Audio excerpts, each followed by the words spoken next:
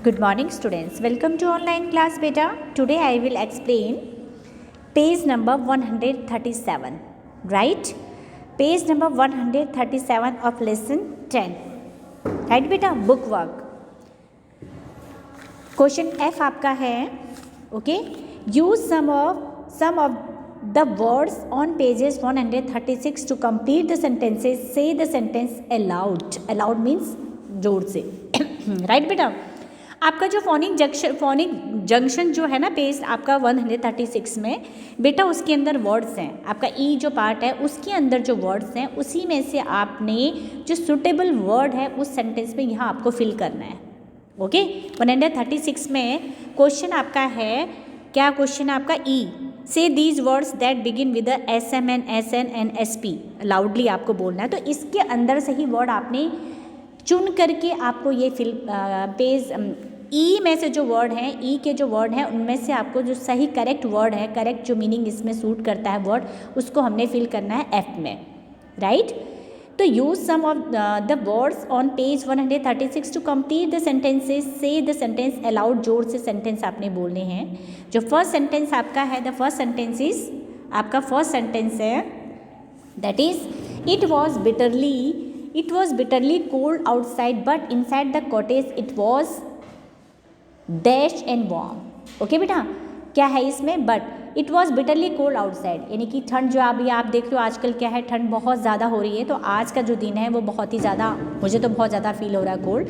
ठीक है बाहर जब निकल रहे हैं लेकिन but inside the cottage it was क्या है स्नग एंड वार्म. इसमें आपका स्नग वर्ड आएगा. स्नग का जो वर्ड है दैट इज़ आराम एंड वार्म. अंदर क्या है बाहर तो बिटरली कोल्ड है और बाहर क्या है बेटे आराम है और अंदर जो है आराम है और गर्म भी है. वी आर फीलिंग के अंदर हमें थोड़ा सा क्या मिलता है अच्छा सा लगता है. ठीक है जब अच्छा लगता है तो इट मीन्स हमारी बॉडी को रिलैक्स यानी कि आराम मिल रहा है और वार्म और गर्मी. ठीक है नेक्स्ट आपका है slicing onion make me cry. Slicing onion जब हम क्या ओनियन को काटते हैं ना बेटा अगर उस कट करते हैं तो आंखों में से आंसू आते हैं. ठीक है ना और हमें क्या है ऐसा cry make me cry and peppers make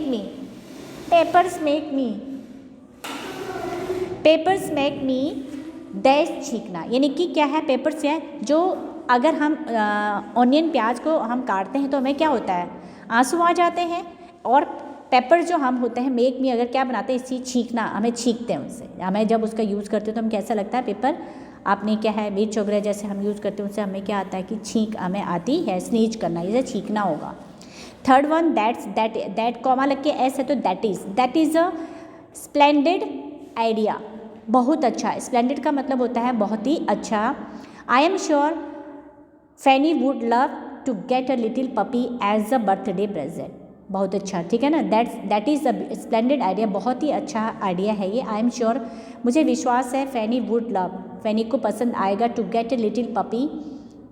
छोटा सा पपी मीन्स क्या होता है डॉगी का बच्चा. ठीक है पपी बच्चा पिल्ला जिसको हम बोलते हैं एज अ बर्थडे प्रेजेंट. उसको अगर हम बर्थडे प्रेजेंट उसको गिफ्ट दें तोहफा अगर दें तो उसको बहुत अच्छा लगेगा. बहुत अच्छा आइडिया है ये.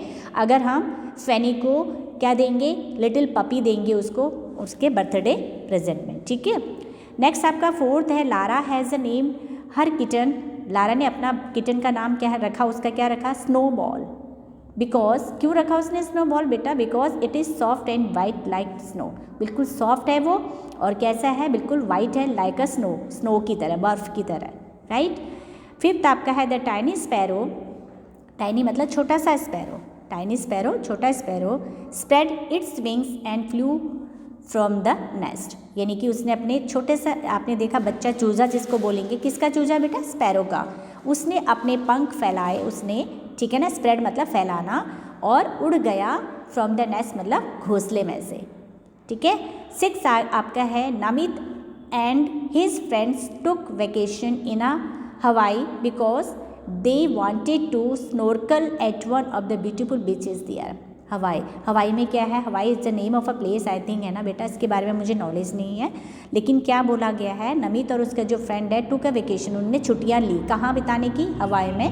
क्यों बिताई वहाँ पर क्या रीज़न था वहाँ जाने का उनका क्योंकि वो चाहते थे snorkel at one of the beautiful beaches there. यानी कि वो समुद्र के अंदर स्नोर्कल दैट इज श्वास, जैसे सांस लेने के लिए क्या करते हैं हम, अगर पानी के हम पानी के अंदर डीप जाते हैं तो हमें क्या इसकी ज़रूरत होती है, सांस लेने के लिए पाइप। आपने देखा होगा ऑक्सीजन जो पाइप से थे ताकि उसके थ्रू हम सांस ले पाए और ज़्यादा समय तक हम पानी के अंदर रह पाए।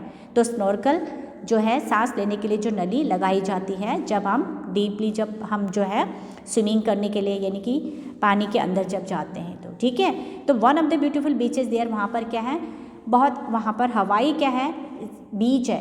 क्या है बेटा, ये बीच है। क्या है, समुद्र का किनारा है, बीच है ना, समुद्र तट किनारा, जहाँ पर क्या है लोग जो है वहाँ देखने, समुद्र को देखने के लिए जाते हैं, बीच, ठीक है। दैट इज़ यानी कि आपका होगा समुद्र का किनारा, बीच, जहाँ पर जाते हैं लोग। आपने देखा होगा, आप कोस्टल एरियाज़ में अगर जाते हैं तो लोग जहाँ पर इकट्ठा होके, यानी कि जहाँ पर समुद्र का ज़्यादा अंदर थोड़ा गहरा नहीं होता और पानी जो है वहाँ फ्लो करता रहता है, लोग उसका आनंद, समुद्र का आनंद लेने के लिए वहाँ जाते हैं समुद्र तट पर, दैट इज़, है ना। तो इसमें क्या कर लेते हैं, जहाँ पर ज़्यादा गहरा नहीं होता पानी, यानी कि डीप नहीं होता, तो वहाँ जाके लोग क्या करते हैं, समुद्र में तैरते भी हैं, मतलब वहाँ पर नहाते भी हैं और उसका समुद्र के थोड़ा डीपली अंदर जाते हैं जहाँ गहरा नहीं होता, ठीक है। दैट इज़ वहाँ पर अंदर थोड़ा डीप जाने के लिए उनको पता होगा कि कैसे वो स्विम करें, है ना।